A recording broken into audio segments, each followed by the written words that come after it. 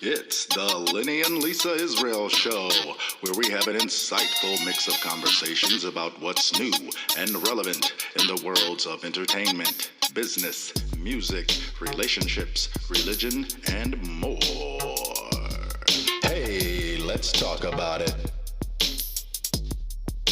We out here. Yeah.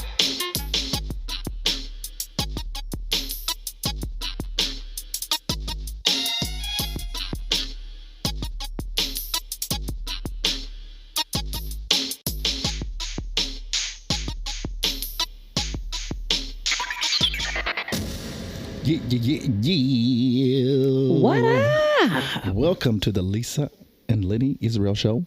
We out here. Lenny and Lisa Israel Show. We out here. Yeah, we out here. We in cheer. All the cheers. What's happening? What's happening? What's happening? Yes.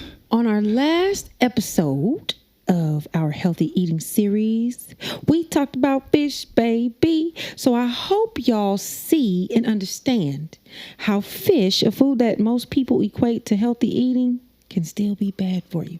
And if you haven't checked that one out, slide on over to episode number 3 and see what we're talking about. Yes, but this one here is episode number 4 of the healthy eating series and final episode. Yes. And it's been a good one. Yeah. Been great. Good little series, I think. And so we're going to get to talking about a little something. You say? Yeah, my bad. Yes, definitely. Now, let's get into the meat and bones. The meat and bones, you say? Yeah. What we're talking about today is the healthy eating series number 4. Yes. We're going to talk about pork. We're going to talk about pork. Porky pig. Whee! You always hear that pork is bad for you. Why? Well, here it is. There is a reason why the Bible and the Quran teach about not eating swine. Hey, no doubt. Before I had a better understanding, I ate plenty of pork.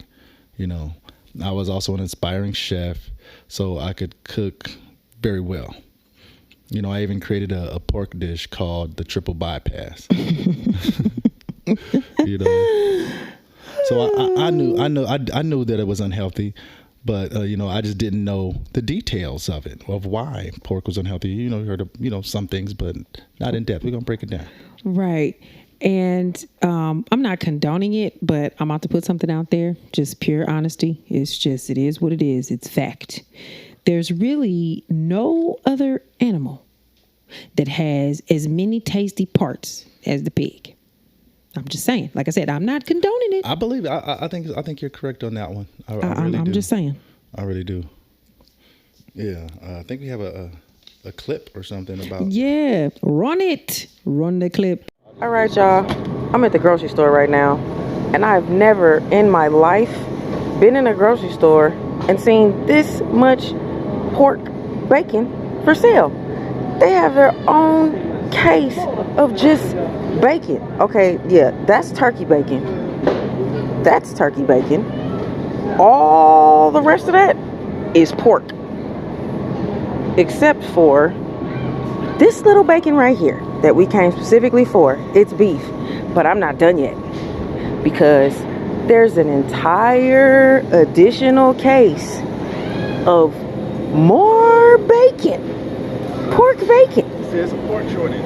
And guess what?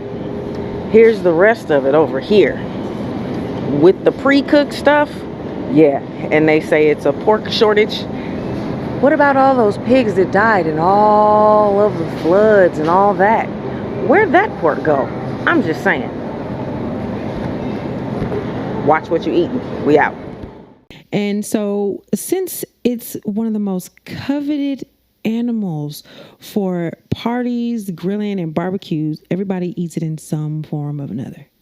Even people who don't eat pork might still consume it if they eat beef sausage with pig casings. Right. Because you don't know that it's pork casing. Because I'm in the process. I like to make sausage and beef sausage, and I had to start making my own beef sausage since I gotten the truth. Because you know, I was running into everything is wrapped in pork.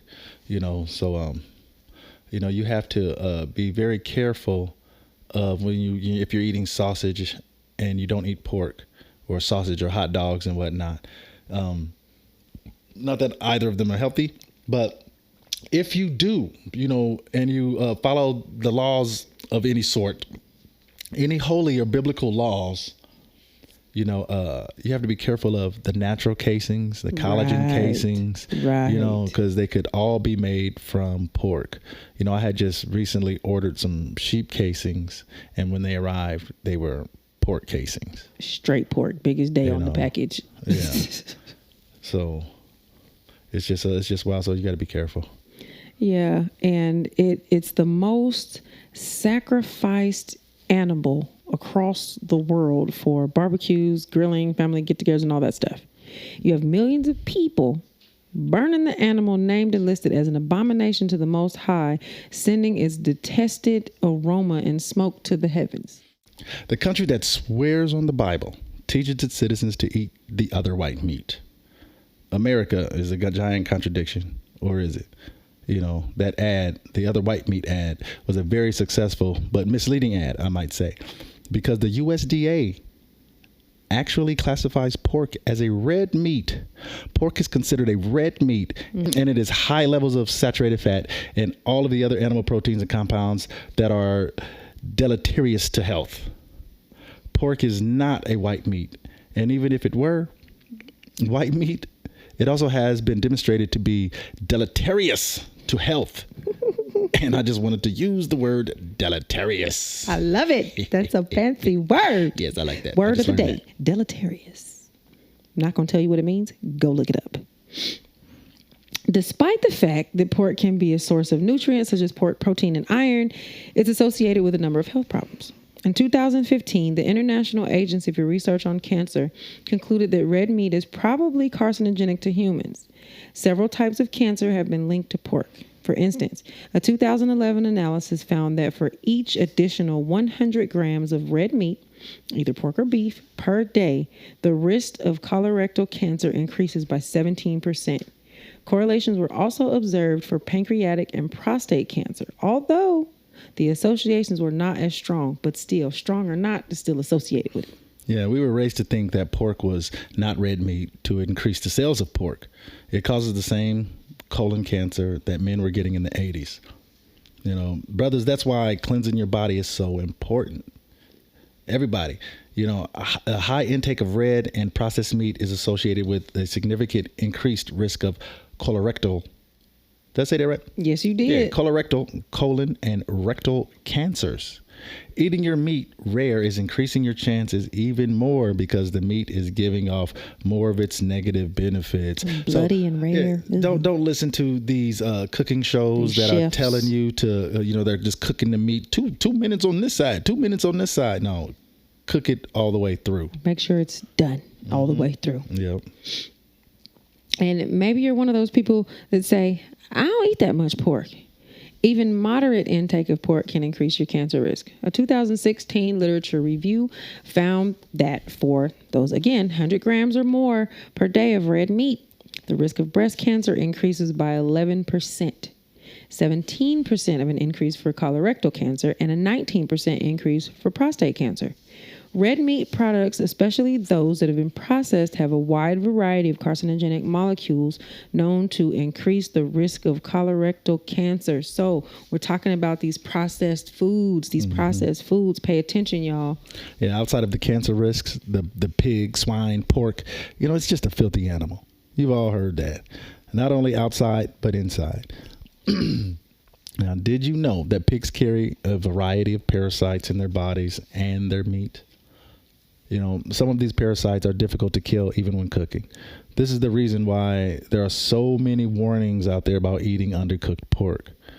One of the biggest concerns with eating pork meat is trichinosis and trichinellosis. Trichinellosis.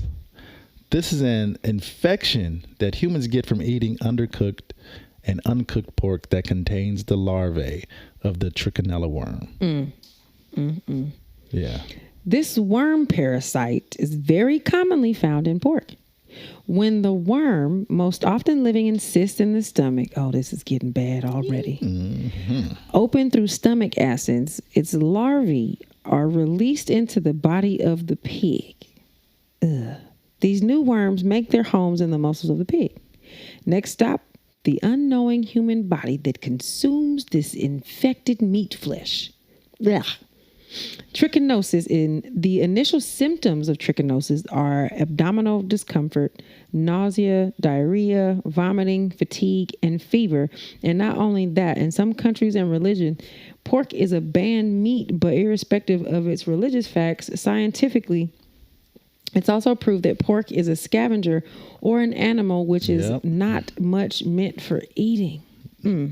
All that just sounds bad. Because what these worms do to the pig, they can also do to humans. If you eat undercooked or raw pork that contains the parasite, then you are also swallowing trichinella larvae encased in a cyst. Your digestive juices dissolve the cyst, but that only unleashes the parasite into your insides, and the larvae then penetrate your small intestine, where they mature into adult worms and mate. If you are at this stage of trichinosis, you may experience abdominal pain, diarrhea, fatigue, nausea, and vomiting. I think I would like to call that stage the alien stage. It's a petri dish. The Sigourney Weaver stage, because you got the alien growing inside of you. Yeah, that's the petri dish baby incubator. Ugh, gross. So y'all know the science about eating what's bad for you. Dang, but most people make the conscious decision to poison themselves because it tastes good. And that's because it tastes good. Such the truth. From food to alcohol, people just poison themselves. You know, just because it feels good or tastes good. Yeah. Now, a lot of you might believe that the Levitical laws are done away with. You know, you can believe that. If that's your teaching, that's what you know. Hey, cool. That's what you believe. Believe it. We know that the verse is Mark 7 through 17, 1 Timothy 14 and 17, Ephesians 2, 8 through 10. You know, hey, those are some good verses. We're going to run them back down below so you can check them out. You know, we are Israelites who were told by our God to abide by the laws and that they were not fulfilled yet. Even if you don't believe that the Levitical laws, believe in the Levitical laws, you should still not eat pork for health reasons. You know, kudos to all those who have stopped eating meat altogether, for health benefits, even for self-knowing reasons. I can't completely stop eating meat yet. It's kind of rough, but hey, I'm trying. Not that I'm really trying, but hey, if I need to, I will. Just if I'm called to do that, But pork, shrimp, crab, that was easy to stop eating for me. Stopped eating that like almost immediately. Cold turkey. Yeah, I'm no longer overweight and bloated from the high consumption of pork and shellfish. Just like these actors you see that you might think, oh, he's looking healthy. He eating good. No, he's bloated from pork and shellfish poisoning and bacteria growth. Ugh, gross. But cancer, trichinosis, and all its symptoms: Yersinia, cirrhosis, multiple sclerosis, hepatitis E. I remember hearing about all the bad things about pork growing up, but now they just tell you to make sure it's cooked properly. Like I said, you were talking about it earlier. They even have these super chefs reiterate that it just needs to be cooked properly because people will always follow man, i.e. celebrities. Right. Eating healthy. What is it? Eating healthy means eating a variety of foods that give you the nutrients you need to maintain your health, feel good, and have energy. These nutrients include proteins, carbohydrates, fat, water, vitamins, and minerals. Yeah, healthy food promotes health. Health is a challenging term to define because being healthy manifests itself in different ways, from how one feels to mood and mental health to disease, risk factors detectable only with a blood test. But here's my assertion. Health is a state of general vitality combined with a good probability of longevity. This includes a low risk for chronic diseases like heart disease, diabetes, and cancer, and low likelihood of risk factors for high blood pressure, obesity, and any other diseases.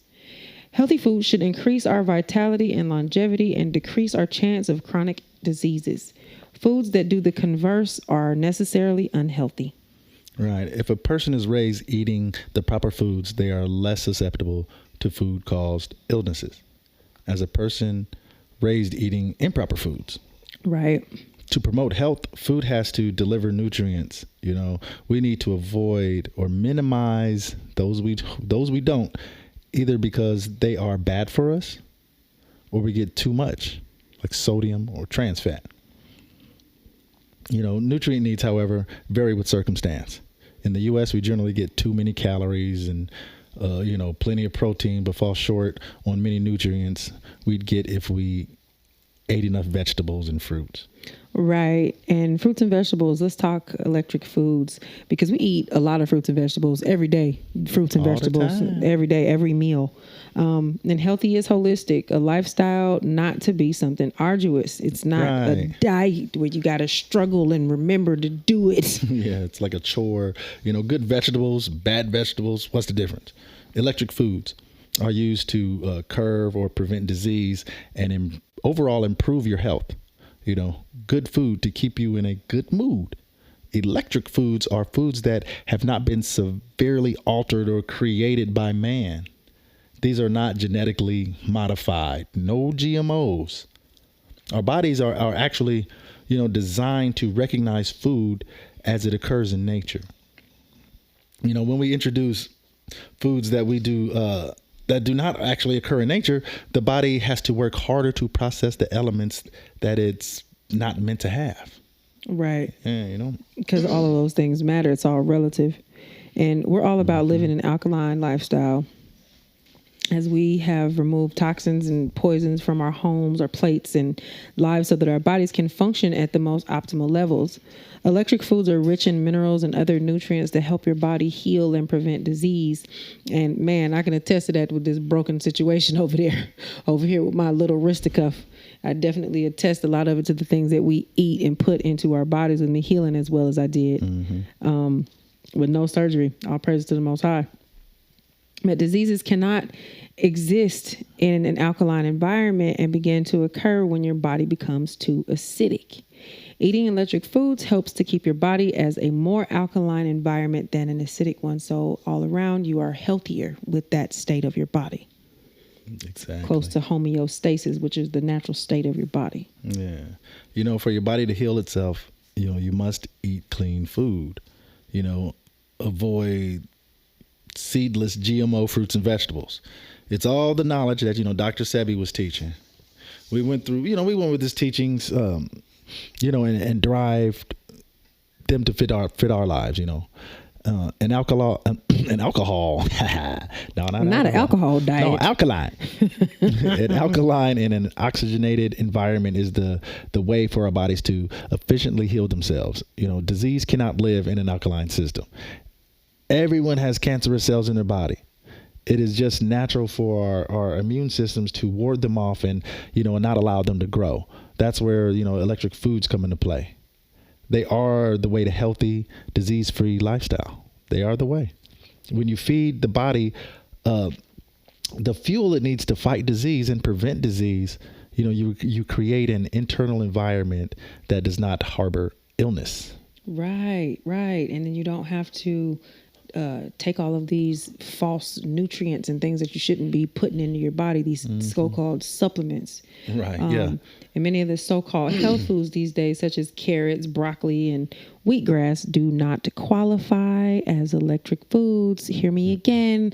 Carrots, broccoli, and wheatgrass do not qualify as electric foods. And there's many more. Yeah, I'm going to just holler at those. These are all hybrids created by man. Any species that eats crossbred or hybridized plants experiences a mineral and chemical imbalance. Think about how many food allergies we have these days. Think about how many illnesses, diabetes, high blood pressure, many autoimmune issues, obesity, etc., are all a direct correlation to the foods that people eat. You're true. Because healthy eating isn't just putting lipstick on a pig. You want to keep failing. You want to keep failing at getting healthy. Keep listening to and taking advice from TV and magazines. the ever-changing wave of knowledge. Whoa. You know, when we were advised to cut fat, we mostly added low-fat, sugary junk foods to our diets. Aspartame. Then we shifted our focus to avoiding carbohydrates and added just like low-carb brownies made from trans fats. These days, there's a booming, cottage industry in gluten-free junk food. It's crazy. All the while, adding nutrients to foods has been, used like the proverbial lipstick on a pig to mask a food's basic character. Yeah. A breakfast cereal, just like a breakfast cereal loaded with added sugar and salt, does not become a healthy food. No. No. Because it has a picture of wheat on it. Or a sports guy, somebody playing sports. Yeah. I eat this. No, you don't. You don't. But healthy is holistic. Healthy is holistic. Say it with me. Healthy is holistic. Healthy is holistic. A lifestyle not to be something arduous, just like be a those healthy laws. Just like those laws the Most High gave us. It's not hard. Again, healthy is holistic. It's your overall, your whole body. And it's a lifestyle not to be something arduous. Yes, healthy is holistic. Say it 3 times. Healthy is ho. Healthy is ho. Healthy is ho. Healthy is ho. Healthy is ho. Healthy is holistic. We have more, but if you want to hear about the engineered GMO meats, chicken filled with sin, impossible meat, and other conspiracies, let us know below and shoot us a message. Because we're supposed to be out of here, but we about to be out of here now. It's the Lenny and Lisa Israel show. Thank y'all for tuning in. We out here and we out. It's the Lenny and Lisa Israel show.